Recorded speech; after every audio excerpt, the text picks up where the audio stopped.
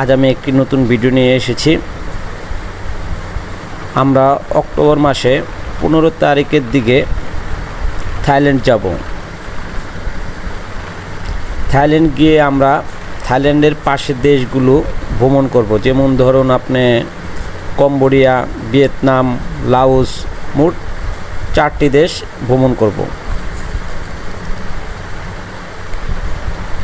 মোট 4 দেশের ভিসার খরচ হতে পারে 27 থেকে 28 হাজার টাকার মতো। আর আপনি ধরুন থাইল্যান্ডের বিমান ভাড়া 30 থেকে 33 হাজার টাকার মধ্যে হবে। আর পাশের দেশগুলো আমরা গাড়ি বা ট্রেন দিয়ে ভ্রমণ করব। যারা যারা যাওয়ার ইচ্ছা তারা যোগাযোগ করতে পারেন।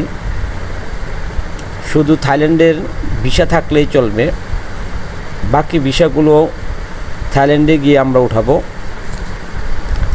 আর আপনারা থাকা খাওয়ার প্রতিদিনের খরচ হতে পারে জনপ্রতি 1-2 হাজার টাকা, মানে 2000 টাকা ধরুন, মানে থাকা 1000 আর খাওয়া 1000 টাকা।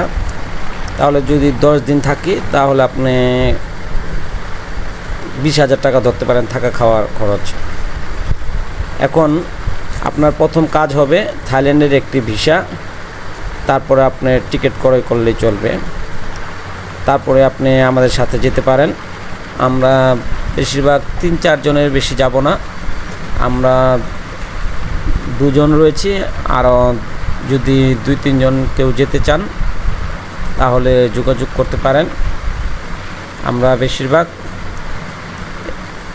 সামনের মাসের অক্টোবর মাসের 15 তারিখের দিকেই যাব, খেয়াল রাখবেন।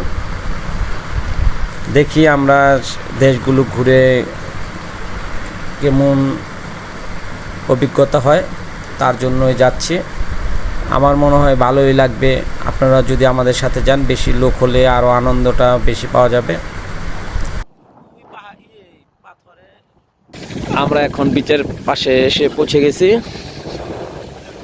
দেখি যে বিচের পাশে কিন্তু আমাদের বাংলাদেশের মতো এত ঢেউ নেই।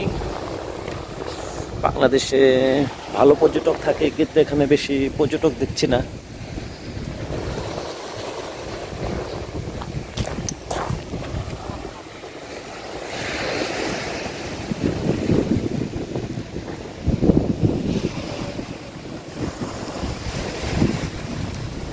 এটা পড়েছে আজমান শহরের পাশে বিচ।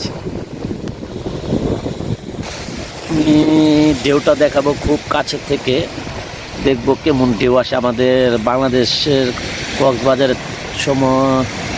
কক্সবাজারের সমান আসবে না মনে হচ্ছে, না এমন ঢেউ নেই।